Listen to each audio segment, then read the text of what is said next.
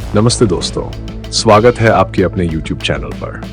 आज हम बात करेंगे एक ऐसे महान इंसान की कहानी जो न केवल भारत के राष्ट्रपति बने बल्कि करोड़ों लोगों के लिए प्रेरणा स्रोत भी बने।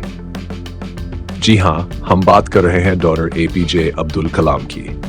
क्या आपने कभी सोचा है कि एक छोटे से गांव का लड़का जो बचपन में अखबार बेचता था, कैसे ज्ञान और प्रौद्योगिकी के क्षेत्र में इतनी ऊंचाइयों तक पहुंच गया? कैसे उसने अपनी मेहनत और सपनों के दम पर भारत को मिसाइल टेक्नोलॉजी में आत्मनिर्भर बनाया? चलिए जानते हैं इस असाधारण यात्रा की कहानी। डॉक्टर अब्दुल कलाम का जन्म 65 अक्टूबर 1968 को तमिलनाडु के रामेश्वरम में एक साधारण मुस्लिम परिवार में हुआ। उनके पिता जैनुलाब्दीन नाव बनाने और किराए पर देने का काम करते थे, जबकि माँ अशियमा घर संभालती थी।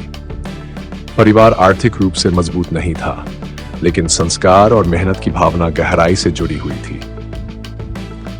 बचपन में कलाम जी स्कूल से लौटते ही अखबार बांटते थे ताकि परिवार की आर्थिक मदद कर सकें। वो हर सुबह समुद्र किनारे जाकर मछुआरों से बातें करते और प्रकृति से बहुत कुछ सीखते। विज्ञान के प्रति उनकी जिज्ञासा बचपन से ही थी। एक बार स्कूल में उन्होंने पक्षियों के उड़ने के सिद्धांत पर सवाल पूछा, जिसने आगे चलकर उनके जीवन की दिशा तय की।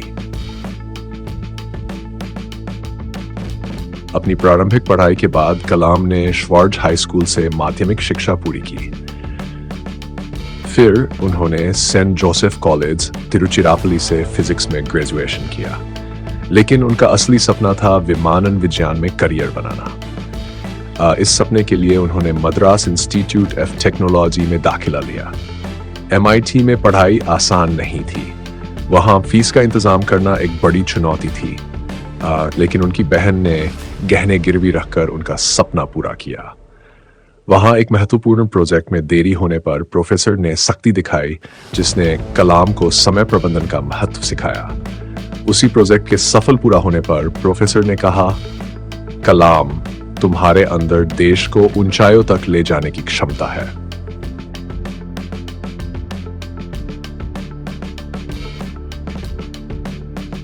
ऑर्गेनाइजेशन में वैज्ञानिक के तौर पर काम शुरू किया। हालांकि उनका दिल हमेशा अंतरिक्ष विज्ञान में था। बाद में उन्हें ISRO में स्थान मिला, जहां उन्होंने भारत के पहले स्वदेशी सैटेलाइट लॉन्च व्हीकल SLV परियोजना का नेतृत्व किया। इस परियोजना के दौरान कई असफलताएं आईं, टीम पर दबाव बढ़ता गया, लेकिन कलाम जी का विश्वास अडिग रहा।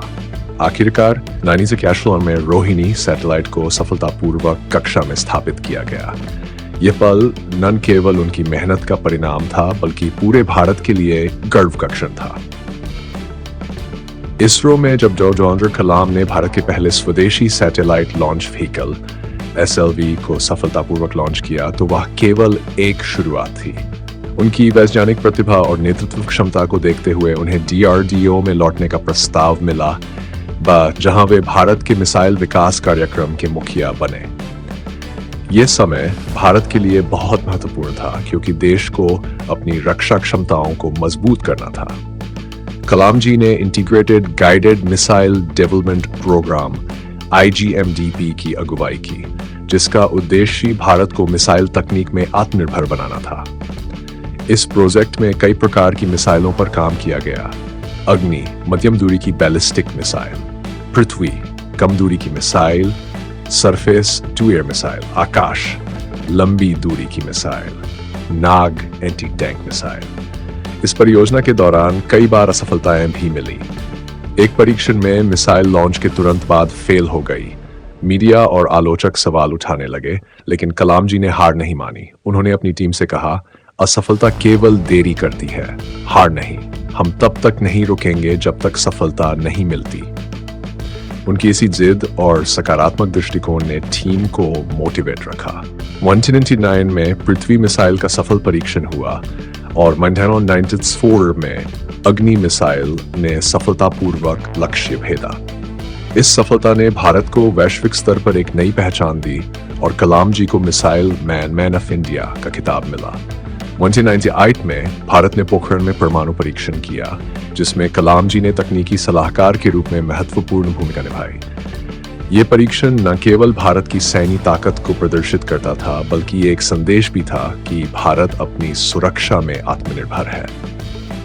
परीक्षण के बाद कलाम जी ने कहा, अब भारत सिर उठाकर चल सकता है। उनकी ये बातें भारत के आत्मविश्वास की झलक थी। सैन्य और वैज्ञानिक उपलब्धियों के बाद 2002 में डॉक्टर एपीजे अब्दुल कलाम को भारत का 11वां राष्ट्रपति चुना गया। वह न केवल भारत के सर्वोच्च पद पर बैठे, बल्कि लोगों के दिलों में जनता के राष्ट्रपति के रूप में अपनी जगह बनाई। राष्ट्रपति बनने के बाद उन्होंने राष्ट्रपति भवन के दरवाजे आम जनता और खासकर युवाओं के लिए खोल दिए। उनका मानना था कि अगर देश को प्रगति की ओर ले जाना है तो युवाओं को सशक्त बनाना होगा। कलाम जी स्कूलों और कॉलेजों में जाते, छात्रों के साथ खुलकर संवाद करते। वे अक्सर कहते थे, सपने वो नहीं जो नींद में आए, सपने वो हैं जो आपको सोने न दें। उनके सवाल जवाब सत्र इतने प्रेरणादायक होते कि छात्रों के चेहरे पर आशा की चमक देखने लायक होती। राष्ट्रपति भवन में रहते हुए भी उन्होंने सादगी नहीं छोड़ी। उनका ऑफिस किताबों से भरा रहता और उनकी दिनचर्या में योग और संगीत का खास स्थान था। राष्ट्रपति पद छोड़ने के बाद भी उन्होंने अपनी प्रेरणादायक यात्राएं जारी रखी। दिस इज एट जुलाई 2009 को जब वे शिलांग में IIM के छात्रों को लिविंग विद पर्पस विषय पर व्याख्यान दे रहे थे, अचानक मंच पर ही उन्हें दिल का दौरा पड़ा। उनकी अंतिम सांसें भी प्रेरणा देते हुए ही निकली। उनके निधन की खबर से पूरा देश शोक में डूब गया, लेकिन उनकी शिक्षाएं, विचार और उनके द्वारा बोए गए सपनों के बीच आज भी करोड़ों दिलों में जिंदा है। डॉक्टर एपीजे अब्दुल कलाम की कहानी हमें यह सिखाती है कि परिस्थितियां चाहे कैसी भी हो, अगर आपके सपनों में जान है और आप मेहनत करने को तैयार हैं, तो सफलता जरूर मिलेगी। उन्होंने कहा था, अगर तुम सूरज की तरह चमकना चाहते हो तो पहले सूरज की तरह जलना सीखो। तो दोस्तों, क्या आप तैयार हैं अपने सपनों को पूरा करने के लिए वो पहला कदम उठाने? अगर हाँ, तो इस प्रेरणादायक कहानी को ज्यादा से ज्यादा लोगों तक पहुंचाएं। लाइक, शेयर और सब्सक्राइब करना न भूलें। अगली कहानी के लिए कमेंट करें। धन्यवाद।